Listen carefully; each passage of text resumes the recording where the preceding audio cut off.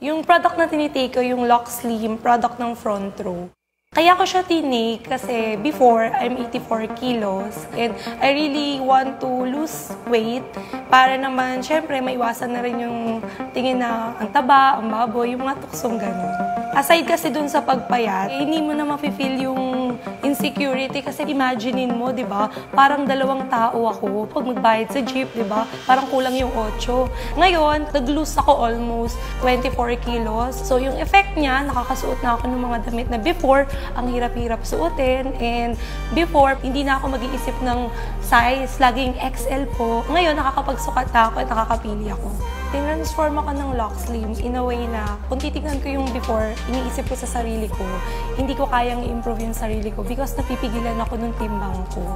Pero right now, after losing 24 kilos, nakita ko yung potential ko. Ang laki pala ng pwede kong i-improve. Wala nang limitations kasi wala na yung timbang na dati inaalala ko pa, pag-harap ako sa tao, and feeling ko na-judge ako before pa ako magsalita, which is ako paling na-judge sa akin. Gusto ko lang din mag-thank you sa Front Row for having yung Lock Slim kasi siya yung big improvement na nagbigay sa akin. Kung titingnan mo 2 years ago, what's my life compared to my life right now, it's really a life-changing opportunity.